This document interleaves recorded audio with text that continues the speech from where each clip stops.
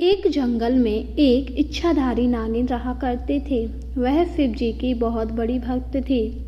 इच्छाधारी नागिन जंगल में इसलिए रहा करती थी क्योंकि उसे सपेरों से डर था।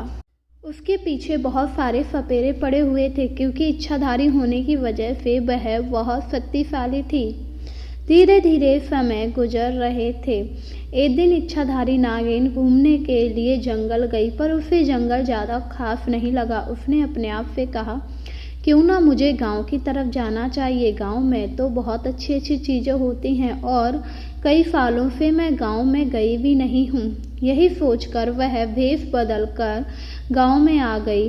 गाँव में देखा तो सभी लोग बड़े आराम से रह रहे थे, जिसे देखकर नागिन को बहुत ही अच्छा लगा और उसने कहा, क्यों ना मैं भेष बदलकर इसी गांव में रहने लगूं, जिससे मैं यहाँ पर अपना जीवन आराम से गुजार लूँगी। वैसे भी सपेरा मुझे इस रूप में पहचान नहीं पाएंगे। यही सोचकर उसने उसी गांव में पनाह ले ली। वक्त और गुजर रहा था। एक दिन एक सपेरा उस गांव में नाटक दिखाने के लिए आया। बीन की आवाज़ से नागिन बेचैन होने लगी। अरे, ये बीन कहाँ बज रही है? नागिन को कुछ समझ में नहीं आ रहा था कि वह क्या करे और वह अपने घर में ही एक इच्छाधारी नागिन में बदल गई। काफ़ी देर बीन बजने के बाद वह सपेरा इधर उधर नाटक दिखाकर चला गया। सपेरा के जाने के बाद नागिन की सांस में सांस आई, क्योंकि उसे लग रहा था कि अगर सपेरे को पता लग गया मैं इस गांव में हूँ तो वह मुझे छोड़ेगा नहीं। वक्त और गुजरा।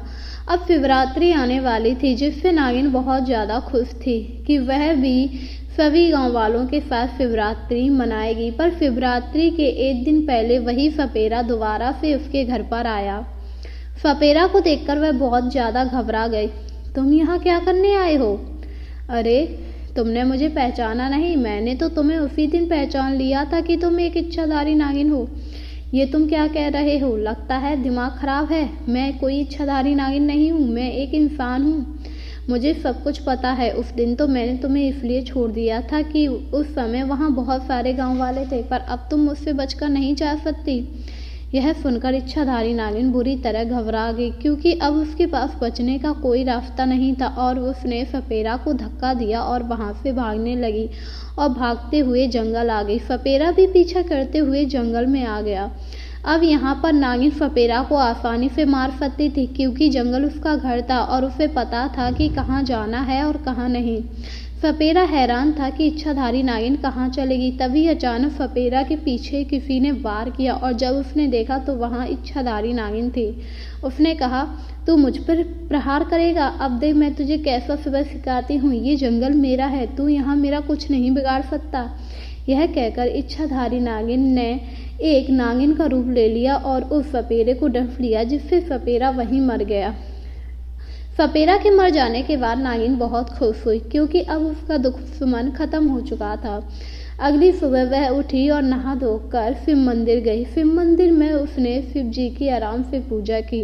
वह आज बहुत ही खुश थी कि आज शिवरात्रि है, पर उसे नहीं पता था कि उसका दूसरा सपेरा इंतजार कर रहा था। जैसे ही वह वहाँ से आने लगी तभी उसे दूसरा सपेरा मिला और उसने कहा, तूने मेरे भाई को मारा है, मैं तुझे छोड़ूंगा नहीं, मैं तुझे भी मार दूंगी, चला जा यहाँ से।